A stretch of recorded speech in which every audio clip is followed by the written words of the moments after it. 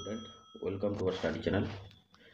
তো তোমাদেরকে কালকে আমি ইনফর্ম করে দিয়েছিলাম আজ থেকে তোমাদের প্রিভিয়াস ইয়ার যত রকমের ম্যাথের কোশ্চেন এবং রিজনিংয়ের কোশ্চেন সব কিন্তু এক ধার থেকে করানো হবে। ডাব্লিউবি বলো, রেল বলো, এসএসসি জিডি বলো, কেপি বলো, ঠিক আছে, সমস্ত রকম কোশ্চেন দেখো তোমাদের রেডি আছে, এক ধার থেকে করানো হবে।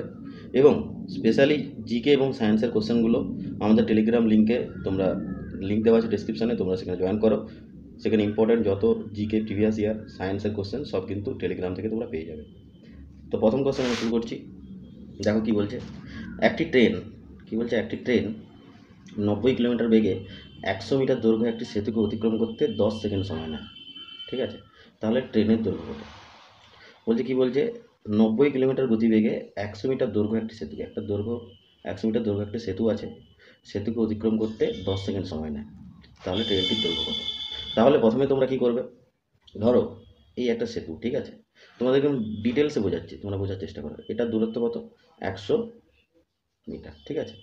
তো তাহলে এই 100 মিটার দৈর্ঘ্য হচ্ছে কিসের, সেতুর দৈর্ঘ্য।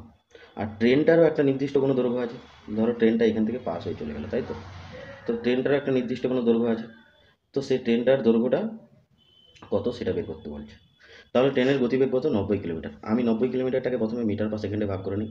90 কিলোমিটারকে মিটার পার সেকেন্ডে ভাগ করতে হলে বের করতে হলে কী করতে হবে, 5/18 দিয়ে ভাগ করে নিতে হবে, গুণ করে নিতে হবে। তাহলে কী করতে হবে, 5/18 দিয়ে করলে কী হবে, 18 দিয়ে কাটাকাটি করলে 18×5 = 90, তাহলে 5×5 = 25 মিটার পার সেকেন্ড, মানে 1 মিনিটে যাচ্ছে 25 মিটার। তাহলে দেখো কত সেতুটি অতিক্রম করতে কোশ্চেনে কী দেওয়া আছে, 10 সেকেন্ড সময় নেয়। তাহলে 10 সেকেন্ডে কত যায়, 1 সেকেন্ডে যদি 25 মিটার যায়, তাহলে 10 সেকেন্ড কত যাবে, 25 × 10, তাহলে কত মিটার হবে, 250 মিটার, তাই তো। তোমরা বোঝার চেষ্টা করো, 250 মিটার যাচ্ছে। তাহলে 250 মিটার যদি যায়, তাহলে তার মধ্যে সেতুর দৈর্ঘ্য কত আছে, দেখো সেতুর দৈর্ঘ্য এখানে দেওয়া আছে কত, 100 মিটার। তার মানে বাকি যেটা পড়ে থাকবে সেটাই হচ্ছে ট্রেনের দৈর্ঘ্য।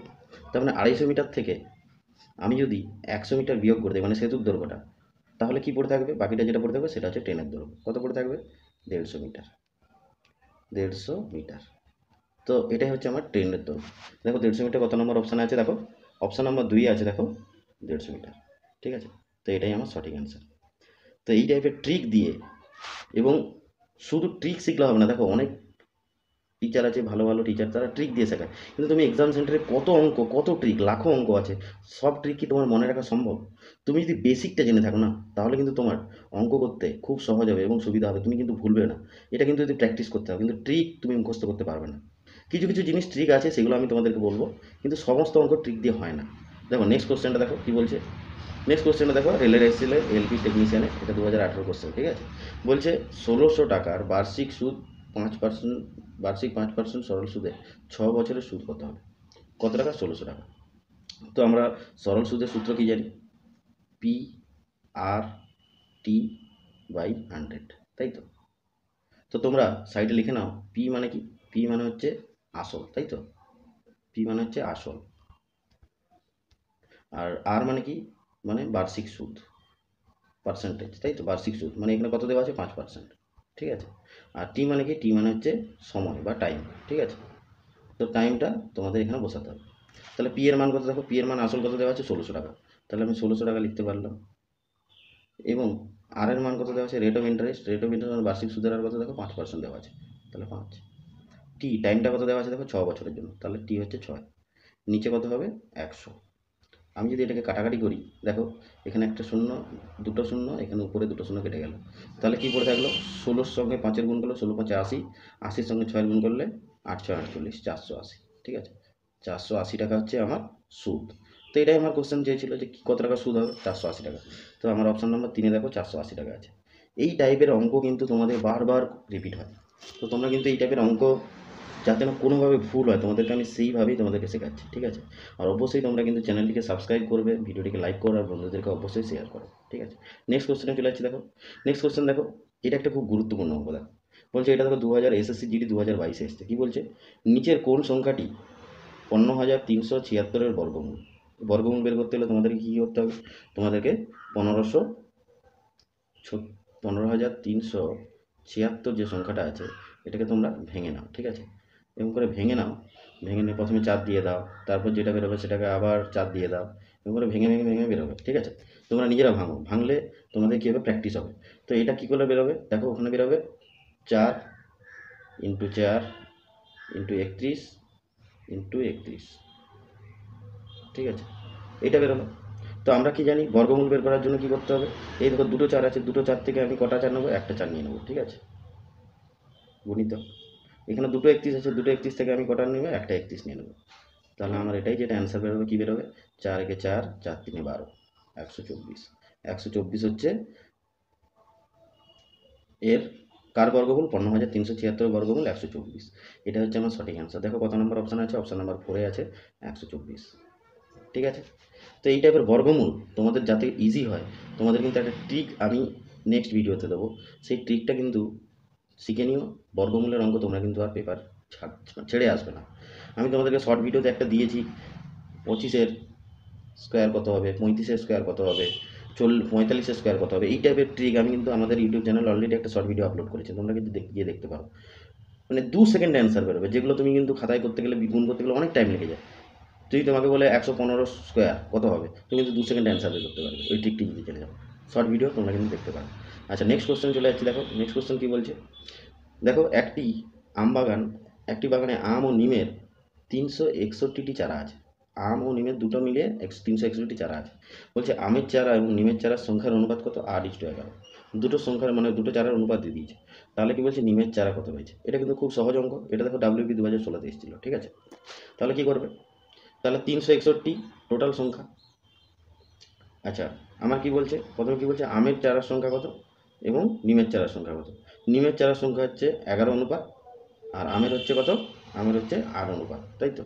তো দুটো অনুপাতকে আমি যদি যোগ করি কত হয়, 8 আর 11 যোগ করলে কত হচ্ছে, 8 আর 11 যোগ করলে হবে হচ্ছে 19, তাই তো।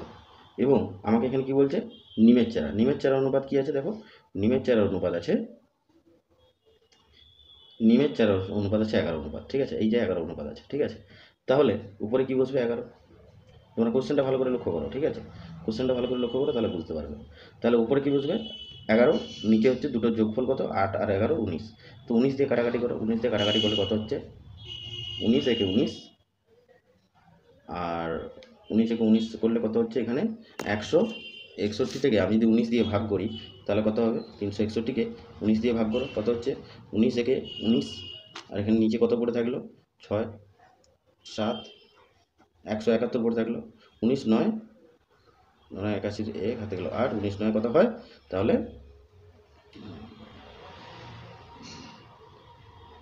171, তাই তো। তো এটা যদি তুমি 19 দিয়ে কাটো, দেখো এর 19 আসবে। ঠিক আছে, তো এটা কিন্তু 19-এর তোমরা যদি স্কোয়ার মুখস্থ দাও তাহলে তুমি সেকেন্ডের মধ্যে বলে দিতে পারতে। ঠিক আছে, তাহলে 19-এর সঙ্গে 11 গুণ করলে কত হয়, 19 10 190, 19 11, তাহলে কত হবে, 190 10 19, তাহলে 9 209, তাই তো। তাহলে এটা আমি গুণ করলে কত হচ্ছে, 209। এটি কার সংখ্যা আছে, এটি হচ্ছে নিম চারার সংখ্যা। ঠিক আছে, এটা হচ্ছে নিমের সংখ্যা। তো আমাকে নিমই চেয়েছে, তাই আমার নিমের সংখ্যা বেরিয়ে গেছে কত, 209। দেখো 209 হচ্ছে আমার 1 নম্বর অপশান আছে। কিন্তু তোমাদেরকে এখানে কোশ্চেন জিজ্ঞাসা করতে পারতো কি না, আম চারার সংখ্যা কত, তোমরা কিন্তু ইজিলি বের করতে পারতে। কীভাবে, যদি তোমার টোটাল গাছ সংখ্যা কত আছে, টোটাল গাছ সংখ্যা আছে 361। ঠিক আছে, এবার তোমার নিমের সংখ্যা কত বেরিয়ে গেছে, 209। তুমি 209 বিয়োগ করে দাও, 209 বিয়োগ করে দিলে যা পড়ে থাকবে, কত পড়ে থাকলো, 9 2 11 1 হাতে গেল 5। ঠিক আছে, তাহলে কত পড়ে থাকলো, 151। এটা হচ্ছে আম চারার সংখ্যা। কিন্তু তোমাদেরকে আমের চারার সংখ্যা কিন্তু কোশ্চেনে বলেনি। তো তোমাদেরকে দুটোই আমি দেখিয়ে দিলাম কীভাবে তোমরা বের করতে পারবে। ঠিক আছে, তো নেক্সট কোশ্চেনে চলে যাচ্ছি। দেখো নেক্সট কোশ্চেন, এখানে একটা কোশ্চেন আছে, দেখো খুব ইম্পর্টেন্ট কোশ্চেন। একজন দোকানদার একটি পণ্যের চিহ্নিত মূল্যের উপর 12% ছাড় দেয়। মানে ধরো কোনো একটা দ্রব্য আছে, ধরো একটা সরষের তেলের বোতল। ঠিক আছে, এর মধ্যে তোমার রেট কত করা আছে, একটা করা আছে এক্স, একটা এক্স করা আছে, এটা রেট। বলছে 12% ছাড় দেওয়ার পরে, 12% ছাড় দেওয়ার পরে তার রেট কত হয়েছে, 13,200 টাকা। ঠিক আছে, 13,200 টাকা। ঠিক আছে, তাহলে এবার তুমি বলো 13,200 টাকা যদি হয়, তাহলে 12% ছাড় দেওয়ার পরে এই রেটটা আছে, তাহলে এখানে কত টাকা ছাপানো রয়েছে। ঠিক আছে, কোশ্চেনটা এটাই জিজ্ঞাসা করেছে। তো কোশ্চেনটা যদি এটা জিজ্ঞাসা করে থাকে, তাহলে তোমরা বলো কীভাবে আমরা বের করতে পারবো। তাহলে এর শর্টকাট ট্রিক কী, এই শর্টকাট ট্রিক হচ্ছে, আমি তোমাকে বলে দিচ্ছি। কতটা পার্সেন্ট ছাড় দিয়েছে, 100% থেকে আমি 12% বিয়োগ করে দিই, তাহলে কত পার্সেন্ট পড়ে থাকলো, 88%। তাই তো 88% পড়ে থাকলো, তাহলে 88%টাই হচ্ছে এই 13,200 টাকা। তাহলে আমি কী করতে পারি, 13,200 ইন্টু 88%, পার্সেন্ট মানে নিচে আমি 100 কী বলা যায় 88%। তাহলে আমার এটা যদি 88% হয় তাহলে 100% কত হয়, তাহলে আমাকে কী করতে হবে, তাহলে উপরে 100 নিচে 88, ঠিক আছে। এবার আমি কাটাকাটি করি, কাটাকাটি করলে কী হবে, কাটাকাটি করলে হবে 11 দিয়ে কাটো 11 8 88, 11 দিয়ে কাটলে এখানে কী হবে 11 একে 11, 11 দুগুণে 22, 0 0 12, তাই তো। 4 দিয়ে কাটো 4 দুগুণে 8, 4 দিয়ে কাটলে এখানে কত হবে 4 3 12, তাই তো। 4 3 12, 300, তাই তো। এবং আবার 2 দিয়ে কাটো, 2 দিয়ে কাটলে 300কে কাটলে কত হবে 150, তাই তো। নিচে লিখে দিচ্ছি, তাহলে আমার কার সঙ্গে কার গুণ হবে 150 সঙ্গে 100 গুণ হবে, 150 সঙ্গে 100 গুণ হলে কত হবে, 150 সঙ্গে 100 গুণ হলে হবে 1 5 0 তার পেছনে দুটো শূন্য, মানে 15,000 টাকা। মানে ওই বোতলে লেখা ছিল, মানে প্রিন্ট রেট ছিল 1500 টাকা, 15,000 টাকা, কিন্তু 12% ছাড় দেওয়ার পরে হয়েছে কত 13,200 টাকা। তাহলে আমার সঠিক অ্যান্সার অপশন নাম্বার 1, দেখো সঠিক অ্যান্সার। তো আমরা নেক্সট কোশ্চেনে চলে যাচ্ছি। দেখো তারপরে কোশ্চেন কী বলছে, দেখো এ এর 18% যদি বি এর 40% সমান হয় তাহলে এ ও বি এর অনুপাত কত, ঠিক আছে। তাহলে তোমরা কী করবে, এখানে যেহেতু শতাংশ বলে দিয়েছে, তার মানে তোমরা করো এ এর 18% মানে এর মানে কি গুণ, 18% মানে 18/100, তাই তো, ইকুয়াল টু আমরা কী করব, বি এর কত, বি এর মানে কি গুণ 40% মানে 40/100। তাহলে আমরা এখানে কি করব, দেখো কাটাকাটি করে নাও, আমরা যদি 18কে 100 দিয়ে ভাগ করি কী হবে, ইন্টু 0.18 আসবে না, আসবে না। ঠিক তেমনি বিকে যদি 100 দিয়ে কাটাকাটি করো, 40কে একটা শূন্য কেটে গেল, তাহলে বি ইন্টু 0.4 আসবে না, আসবে না, চলে এলো। তো এরপরে কী করতে হবে, দেখো এ বাই বি করে দেয় আমি এখানে, এ বাই বি করলে কী হবে, এ বাই বি করলে এখানে হবে ওপরে আসবে 0.4 আর নিচে কী হবে 0.18, তাই তো। তাহলে আমার এখানে একটা জিনিস লক্ষ্য করো, দুটো দশমিককে উঠাতে গেলে এখানে কী করতে হবে, এখানে 40/18, তাই তো, 40/18, 40 এবং 18 কাটাকাটি করো, 2 দিয়ে কাটলে কত হবে 20, এবং এটা 2 দিয়ে কাটলে কত হবে 9। তাহলে আমার এখানে A/B, এখানে কোশ্চেন কী চাইছে তোমাদেরকে, A/B, তাই তো। তাহলে A/B তাহলে কত হবে, A/B আমি এর উপরেই করে দিচ্ছি, A/B, ঠিক আছে। A/B করলে তোমাদের কী হবে 20:9, এটাই হচ্ছে তোমাদের সঠিক অ্যান্সার। A/B সমান 20:9। তো দেখো অপশান নাম্বার 2 কিন্তু 20:9 সঠিক অ্যান্সার আছে।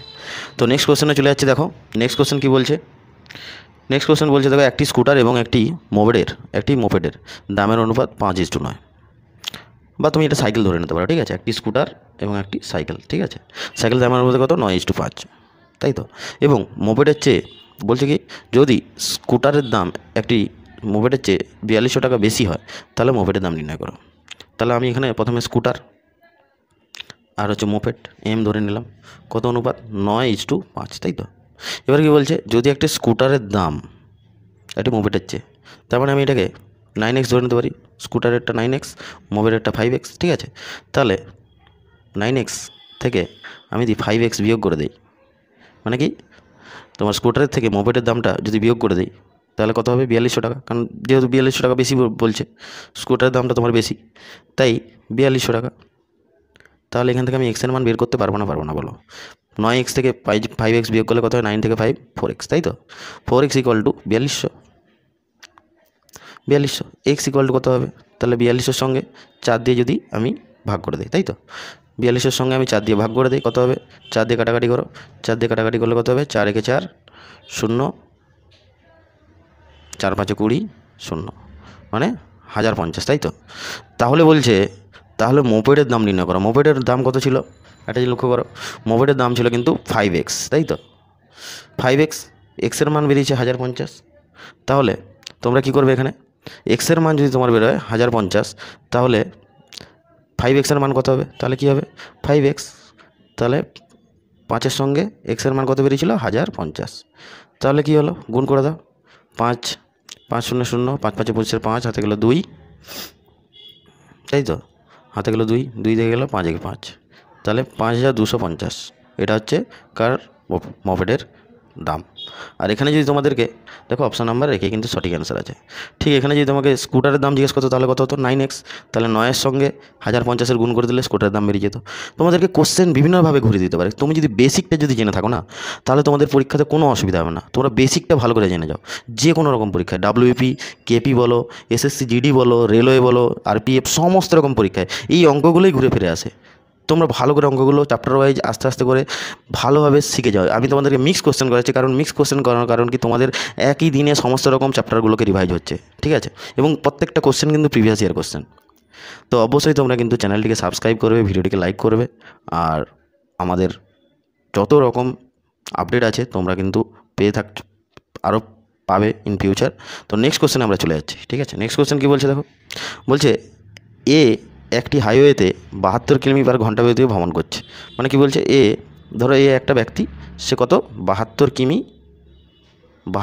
কিমি/আওয়ার, মানে 72 কিমি/ঘন্টা, প্রতি ঘন্টায় সে তার গতিবেগ।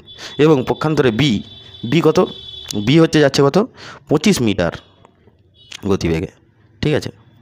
মানে 1 সেকেন্ডে যাচ্ছে 25 মিটার, মানে 25 মিটার/সেকেন্ড, তাই তো? বলছে তাহলে প্রতি সেকেন্ডে তাদের গতিবেগের পার্থক্য কত?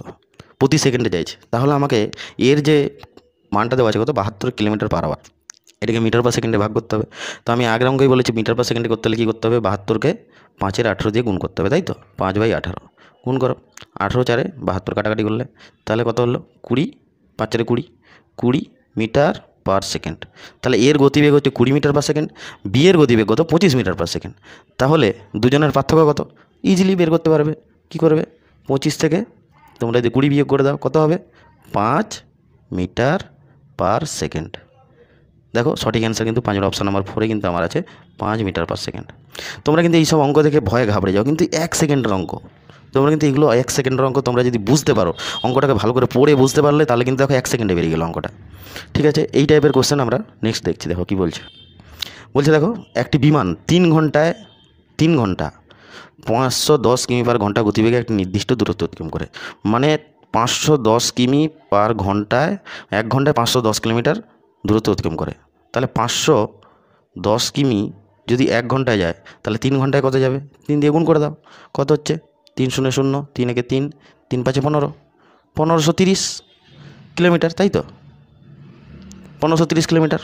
এবার কি বলছে, একই দূরত্ব 10⁻⁵ ঘন্টা অতিক্রম করতে। এইটা দেখে কিন্তু অনেকে ঘাবড়ে যায়। 10⁻⁵ ঘন্টা অতিক্রম করতে এটিকে কত গতিবেগে উঠতে হবে? মানে বলছে এই 1530 কিলোমিটার যেতে, ঠিক আছে, তার টাইম লাগছে 10⁻⁵ ঘন্টা। তাহলে কত কিলোমিটার গতিবেগে দৌড়ালে এই টাইমের মধ্যে সে পৌঁছাতে পারবে? কিছু নেই, এই 1530কে আমি যদি ঘন্টা দিয়ে ভাগ করে দিই, আমার অঙ্ক বেরিয়ে যাবে। আচ্ছা 10⁻⁵, তো 1530 আমি প্রথমে লিখে নিলাম। তো আমি এখানে কী দিয়ে ভাগ দেবো, 10⁻⁵, 10⁻⁵ ভাঙলে কি হবে, 10 5 50, 51/5, তাই তো? 51/5। আমি বাইটাকে আমি সরাসরি উপরে লিখতেই পারি, তাই তো? আমি বাইটাকে উপরে লিখতে পারি, তো উপরে উঠলে কী হয়ে যাবে, গুণ হয়ে যাবে। তাই আমি উপরে 5 দিয়ে দিলাম। তাহলে 51 দিয়ে কাটাকাটি করো, 51 দিয়ে কাটাকাটি করলে 3 হচ্ছে, তাই তো? 3 1 3, 3 5 15, উপরে কী থাকলো 30, তাই তো? তাহলে 30 × 5 মানে কত, 150 কিমি/আওয়ার। তাহলে তার গতিবেগ হবে কত, 150 কিলোমিটার/আওয়ার গতিবেগে সে দৌড়ালে, মানে গতিবেগ থাকলে, তাহলে সে 10⁻⁵ ঘন্টায় ওই দূরত্বটা অতিক্রম করতে পারবে, ঠিক আছে? তাহলে আমার সঠিক অ্যান্সার কী হলো, 150 কিলোমিটার/ঘন্টা। তো এই টাইপের অঙ্ক কিন্তু তোমরা খুব সহজেই শিখতে পারবে। একটা করে তোমরা ভিডিও ভালো করে দেখতে থাকো, আর প্রত্যেকটা কোশ্চেন তোমরা খাতায় তুলে ভালো করে রিভাইজ করতে থাকো। আমার অফলাইনের ব্যাচে সমস্ত স্টুডেন্টদেরকে আমি এই কথাই বলে থাকি, অঙ্ক শুধু রিভাইজ করতে হবে, অঙ্ক শুধু প্র্যাকটিস করে যেতে হবে, তাহলে কিন্তু তুমি পরীক্ষার খাতায় খুব সহজেই করতে পারবে। দেখো নেক্সট কোশ্চেন দেখো, দেখো দুটি প্রার্থীর মধ্যে একটি নির্বাচনে, দুজন প্রার্থী একটা নির্বাচনে দাঁড়িয়েছে। যিনি 75% ভোট পান, একজন 75% ভোট পেয়েছে, তিনি 520 ভোটের সংখ্যাগরিষ্ঠতায় নির্বাচিত হন। মানে যে ব্যক্তিটি 75% ভোট পেয়েছে, সে 520 ভোটে জিতে গেছে। তাহলে মোট ভোটের সংখ্যা কত, মানে মোট ভোটারের সংখ্যা কত, এটাই জিজ্ঞাসা করছে। আচ্ছা তোমরা একটা সিম্পল কথা ভাবো তো, একজন যদি 75% ভোট পায়, তাহলে মোট ভোট কত ছিল, মোট ভোট 100% ছিল। একজন যদি 75% পায়, তাহলে কত পার্সেন্ট পড়ে থাকলো, 25%। তার মানে 25% ভোট, ধরো তোমাদেরকে ভোটে দাঁড়িয়েছে, পেয়েছে 75% ভোট, আর বি পেয়েছে তাহলে কত 25% ভোট। সিম্পল কথা। তাহলে তোমরা একটা জিনিস বিচার করো, বলছে 520 ভোটে জিতেছে, কে জিতেছে? এ জিতেছে। 75% পেছনে এই তো জিতেছে। তাহলে কত পার্সেন্ট মানে 75%? তার মানে তোমরা একটা জিনিস বিচার করো, 75% ভোট পেয়ে সে 520 ভোটে জিতে, মানে কত বেশি ভোট পেয়েছে? 520টা ভোট পেয়েছে। তাহলে দেখো এর ভোটের পরিমাণ কত? 75%। বি এর ভোটের পরিমাণ কত? 25%। তাহলে দুটোর বিয়োগগুলো কত হয়? 50%, তাই তো? মানে হিসাব করে দেখলে এ 50% ভোট বেশি পেয়েছে বি এর থেকে।